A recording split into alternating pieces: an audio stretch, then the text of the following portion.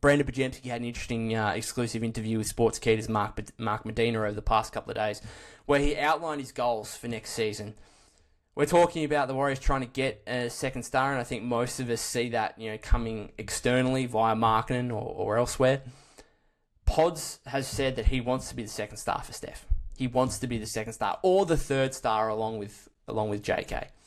He also outlined that he wants to be in the conversation to win Most Improved Player next season.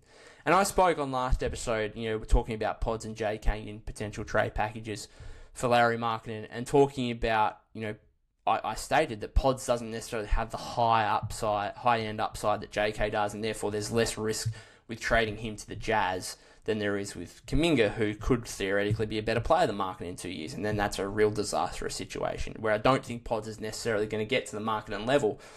Well, Pods clearly thinks different, and the thing for me is, this guy has, broke through the barriers and the expectations that have been set upon him going back to his college days, right? He transfers to Santa Clara, not a high-valued prospect by any means, develops himself into being the 19th overall pick. You think 19th overall pick, cool, hopefully he can turn into a rotation player in a couple of years. Well, no, he's a rotation player and gets to the point where he takes Klay Thompson's starting spot at the 2-guard position. So he completely defied expectations last season. And, who's to stop him from defying expectations again? He clearly, like Steph said, after going up against him in the Team USA versus Select Team training camp in Vegas, Steph said Pods is the most competitive guy he's ever played with and against. And Steph's 15 years into his career now. He's played with and against a lot of guys.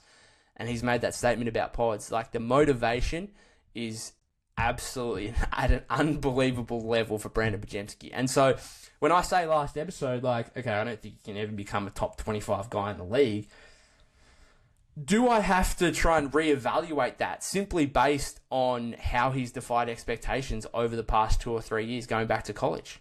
And again, I'm saying he can't be this guy, he can't do this, he can't do that. Well, who am I to say? Who's anyone to say that this guy can't be a top 25, top 20 guy in the league?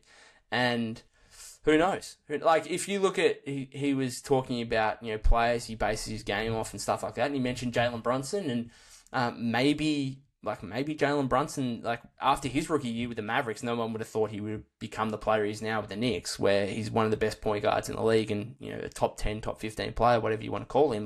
No one would have seen that coming. He was a second-round pick, too. And so, can Pods become something like that?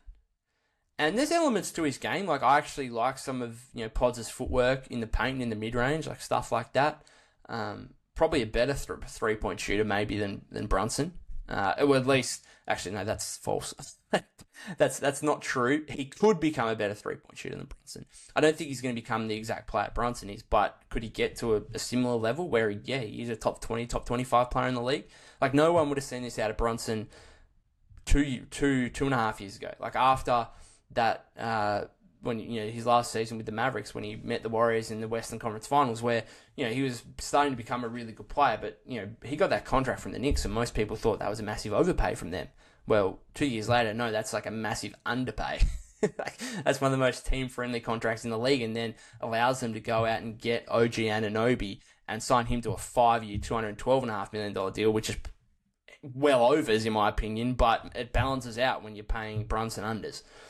So, who knows? Let me know in the comments what you think of Pods, his goals for next season, whether they're realistic or not, or whether it's really a pipe dream that he's never going to get to. Again, I'm saying these things, I'm saying he can't be a top 25 player, but he's defied expectations over the last couple of years. Who knows?